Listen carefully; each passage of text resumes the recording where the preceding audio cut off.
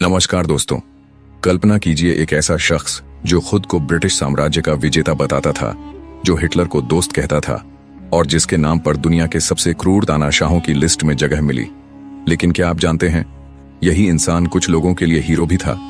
जी हाँ, हम बात कर रहे हैं इदी अमीन दादा की, उगांडा के तीसरे राष्ट्रपति, जिन्होंने 1971 से 1979 तक देश को अपनी मुट्ठी में जकड़ रखा।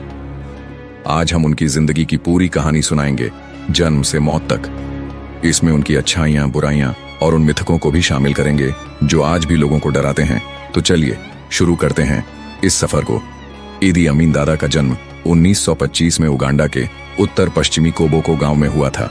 सटीक तारीख 17 जुलाई कहते हैं, लेकिन ये भी एक मिथक है।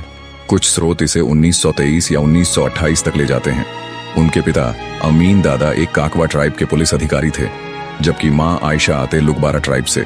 परिवार गरीब था और ईदी को स्कूल की किताबों से ज्यादा सड़कों पर खेलना पसंद था। बचपन में ही उन्हें दादा का उपनाम मिला, कुछ कहते हैं पिता के नाम से, लेकिन मिथक ये है कि ये नाम एक लोकल जादूगरनी ने दिया था, जो उन्हें चमत्कारी ताकत का आशीर्वाद देती थी। किशोरावस्था में ईदी ने ब्रिटिश कॉलोनियल आर्मी ज्वाइन की 1946 में किंग्स अफ्रीकन राइफल्स में। यहां से उनकी असली कहानी शुरू हुई। वो एक साधारण सिपाही से राइज हुए, लेकिन उनकी ऊंचाई 6 फुट 4 इंच और बॉक्सिंग स्किल्स ने सबको इम्प्रेस किया। मिथक कुछ कहते हैं वो 8 फुट लंबे थे, लेकिन हकीकत में वो 6 फुट से कम ही थे। ब्रिटिश आर्मी में रहते हुए उन्होंने केन्या में माओ माओ विद्रोह को दबाया, जहां उनकी क्रूरता पहली बार नजर आई। लेकिन पॉजिटिव साइड, उन्होंने अनुशासन सिखाया और अफ्रीकी सैनिकों को इक्वल राइट्स की लड़ाई लड़ी।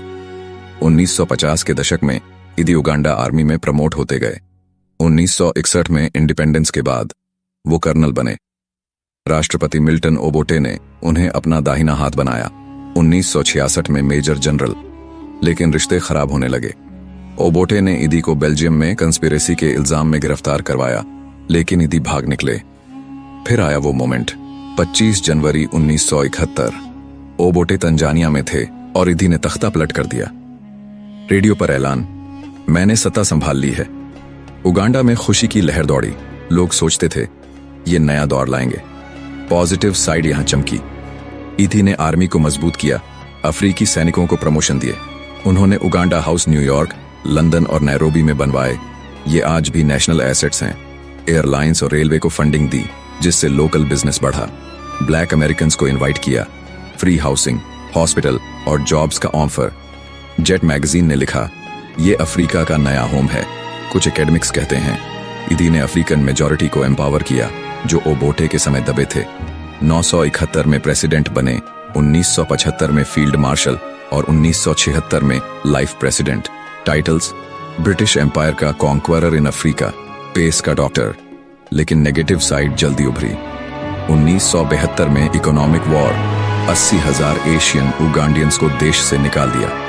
वजह, वो इकोनॉमी चूस रहे थे। बिजनेस अफ्रीकन्स को दी, लेकिन इकोनॉमी क्रैश हो गई। फैक्ट्रियां बंद, महंगाई आसमान पर, क्रूरता का चरम। स्टेट रिसर्च ब्यूरो SRB बनाया। सीक्रेट पुलिस जो टॉर्चर चैम्बर्स चलाती। 3 लाख से 5 लाख लोग मारे गए। पॉलिटिकल ओपोनेंट्स, इंटेलेक्चुअल्स, यहूदियों पर अत्याचार। 1976 का एंटेबे रेड, इजरायली होस्टेजेस को फ्री कर लिया गया, लेकिन इदी ने पायलट को मार डाला। नेगेटिव, उनके रूल में उगांडा पुलिस स्टेट बन गया। डिसअपीयरेंस, मास एग्जीक्यूशंस। कुछ रिपोर्ट्स कहती हैं उन्होंने दुश्मनों के बॉडी पार्ट्स खाए। ह्यूमन फ्लैश ईटर का मिथक। अब बात उन मिथकों की जो अमीन को लेजेंड बनाते हैं। पहला बड़ा मिथक, कैनिबलिज्म। कहा जाता है वो दुश्मनों को खाते थे। एक रिपोर्ट में दावा कि उन्होंने मिनिस्टरों के लिवर्स खाए, लेकिन हकीकत कोई ठोस प्रूफ नहीं, बस प्रोपेगेंडा। दूसरा, दादा नाम एक जादूगरनी से मिला, जो उन्हें अमर ताकत देती थी।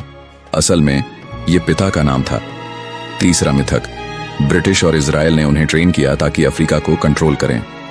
कुछ कॉन्स्पिरेसी थ्योरीज कहती हैं, लेकिन हकीकत ये कि ब्रिटिश आर्मी ने उन्हें प्रमोट किया क्योंकि वो यूजफुल थे। चौथा, रग्बी प्लेयर मिथक। कहा जाता है 1955 में ईस्ट अफ्रीका टीम ने उन्हें रिप्लेसमेंट चुना, लेकिन ये अर्बन लेजेंड है। अमीन खुद को लिबरेटर कहते थे, अफ्रीकन्स को फ्रीडम देने वाले, लेकिन रियलिटी में उनका रूल दमन का था।